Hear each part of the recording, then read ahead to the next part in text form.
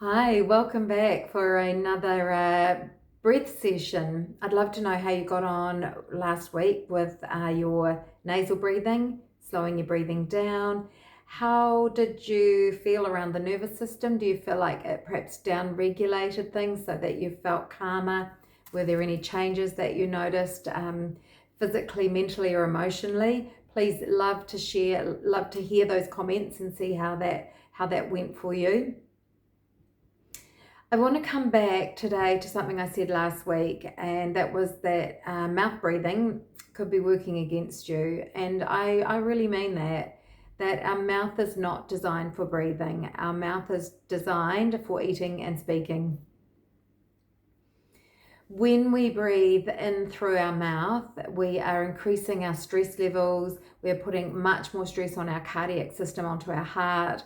We are decreasing our tolerance to carbon dioxide, which sounds kind of good. When you hear the word carbon dioxide, we often think of that in a negative connotation, but actually we want to increase our tolerance to carbon dioxide. And I'll share with you over the next few weeks as to why that is. When we breathe in through the nose, we warm, we filter, we humidify the breath as it travels into our body. And also at the back of the nasal passages, we have little ducts which contain nitric oxide. Nitric oxide is amazing for our immune system, and it also is a vasodilator. So it dilates our blood vessels and allows our blood flow to be more proficient. When we are mouth breathing, what we're starting also to see is these genetically over time and since industrialization, face changes are happening where jaws are becoming smaller, teeth aren't fitting anymore because the palate is starting to get narrower. There was an amazing test or experiment that James Nestor talks about in his book, where they taped their mouths, where they blocked their noses first and could only breathe in through their mouths. And they did that for a period of weeks. And then they did the opposite, where they taped their mouths shut and could only breathe through their nose. They could only take the tape off to eat. They did same diet, same exercise, same routines on both of those kind of different experiments. And they took blood tests, they did markers, they measured oxygen levels, they did all the tests that you could do. And what they found, that all of their stats plummeted when they were mouth breathing. They felt terrible, they had brain fog, their sleep was poor, all of their measurements went out the window. When they taped their mouths shut and were breathing through their noses, everything improved beyond what they were doing prior to any of these tests. So have a read of that book. Again, highly recommended. It's got so much great information. A little caveat I wanted to make here is that we're seeing a lot of mouth breathing in techniques like Wim Hof, holotrophic. There's a lot of hyperventilation breaths. And those techniques are done, they're specific techniques for a specific purpose. What I'm talking about is functional breathing, how we're breathing every day. We want to be nasal breathing, slow nasal breath every day as our regular functional breath. Everything else builds on top of that. So let's just sit for a bit and notice how it feels for us to really focus on just nasal breathing. I talked about last week getting a nice posture, so tall spine, ears in line with the shoulders, shoulders in line with the hips. I'm up on a chair, you could be on the floor, and you also could be laying down flat on your back.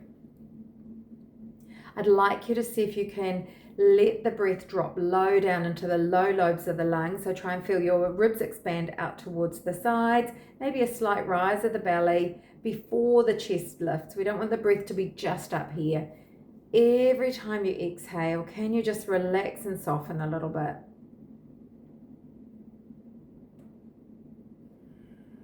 And in that relaxing and softening, maybe you start to find that coherent rhythm that we worked with last week, where the exhales were longer than the inhales, not by force, just by softening.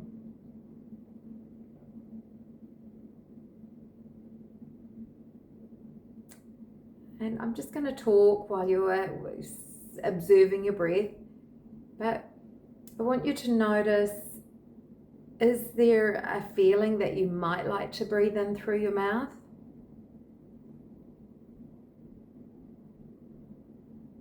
Do you feel as if you are getting enough air, or is there a feeling of a lack of oxygen? There's not, I promise you that, but just that can feel like that.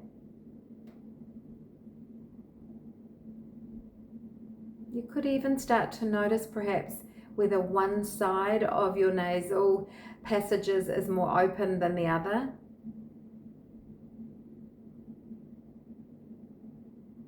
And there are many reasons why some people cannot breathe through their nose.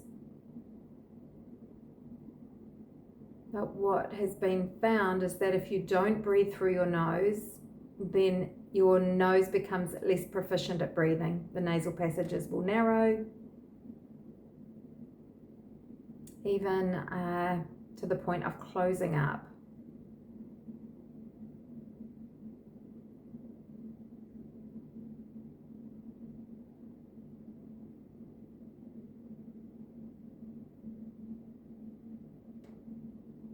So remember, when we breathe through the mouth, we miss out on the benefits of that magic nitric oxide at the back of our nasal passages,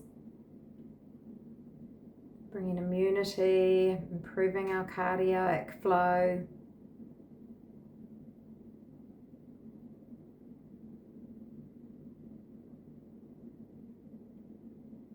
So what we're trying to do here is break old patterns,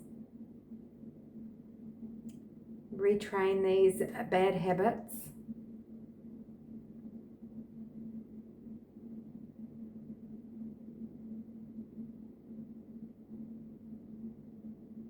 So that nasal breathing becomes our functional breathing.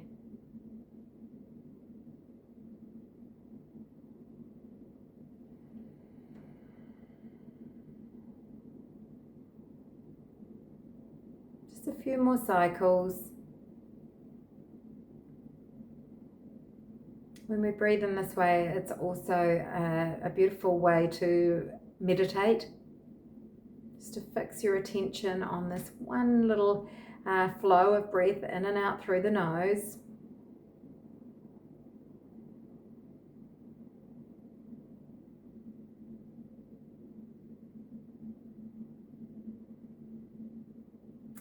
And I'm going to say let go of the technique, but I'd really like you to keep breathing in and out through the nose.